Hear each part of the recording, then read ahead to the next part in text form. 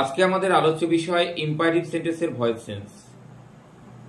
তোমরা জানো মাধ্যমিকে ভয়েস চেঞ্জ একটা গুরুত্বপূর্ণ বিষয়, আর ইম্পারেটিভ সেন্টেন্সের ভয়েস চেঞ্জে অনেক স্টুডেন্টের প্রবলেম তৈরি হয়।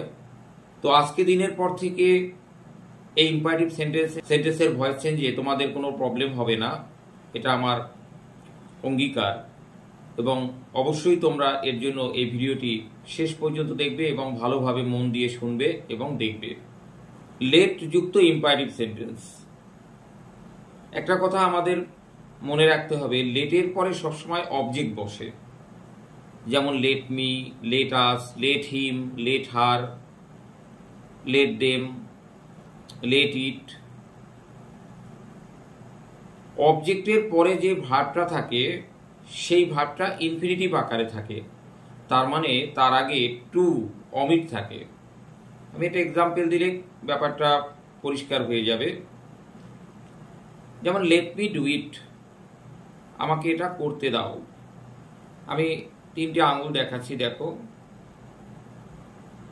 শুরুতে আছে লেট, তারপরে রয়েছে মি, তারপরে রয়েছে ডু। এই ডু মানে কিন্তু টু ডু। লেটের পরে অবজেক্ট পার করার পরে যে ভার্ব দেয়া থাকে ওটা ইনফিনিটিভ আকারে থাকে। আর ইনফিনিটিভ কি আমরা জেনেছি, ইনফিনিটিভ মানে হচ্ছে টু যুক্ত ভার্বের বেস ফর্ম। তো এর আগে যে টুটা থাকে সেটা অমিট থাকে, উজ্জ থাকে, তার মানে লুকানো থাকে।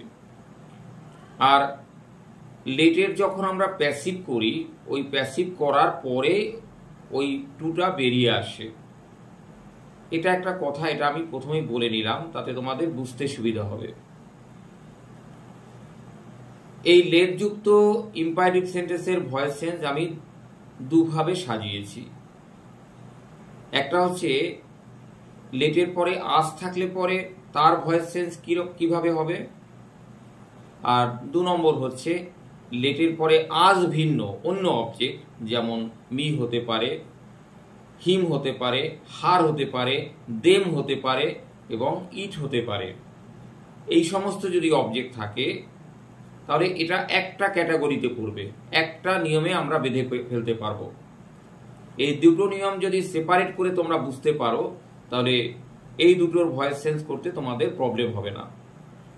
নাম্বার ওয়ান, আমি লেট আসটা আগে বুঝিয়ে দিচ্ছি।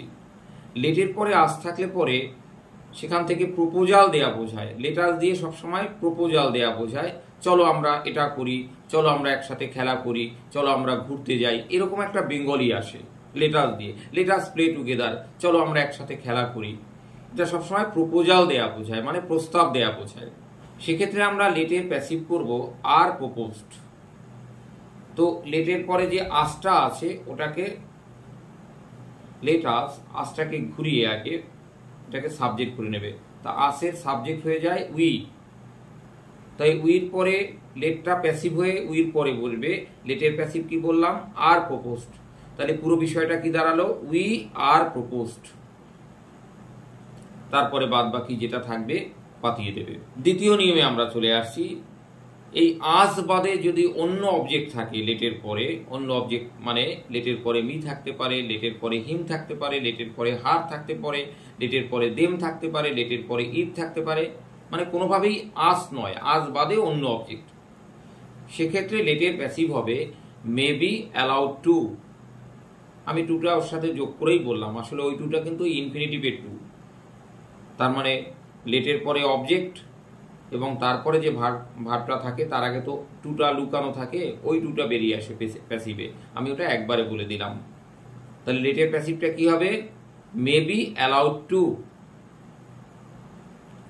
এভাবে আমরা দুটো সেন্টেন্স সেপারেট করে, ডিস্টিংগুইশ করে আমরা বোঝার চেষ্টা করব এবং আমাদের মেমোরিতে এটা গেঁথে নেব পুরোপুরি। আর খাতায় যদি এটা তোমরা সুন্দরভাবে সেপারেট করে বুঝে নাও তাহলে তোমাদের এই দুটো নিয়ম কোনোভাবেই মেমোরি থেকে আউট হওয়ার কোনো সম্ভাবনা থাকবে না। আজকে আমাদের আলোচনা এই পর্যন্তই থাকলো। আমি পরপর ইম্পারেটিভ সেন্টেন্সের ভয়েস চেঞ্জ নিয়ে তোমাদের সামনে আসবো। একদিনে অনেকগুলো আমি করছি না, কারণ তোমাদের তাতে বুঝতে প্রবলেম হতে পারে। তো আমি এর পরের আবার ভিডিওতে আবার ইম্পারেটিভ সেন্টেন্সেরই ভয়েস চেঞ্জ নিয়ে আসবো। তখন তোমরা আরও অনেক নিয়ম এবং খুবই মজাদার নিয়ম তোমরা দেখতে পাবে। তো আজকের ভিডিও আমাদের এই পর্যন্তই থাকলো। তোমাদের সবাইকে শুভকামনা জানিয়ে আমি আমার ভিডিও এখানেই শেষ করছি।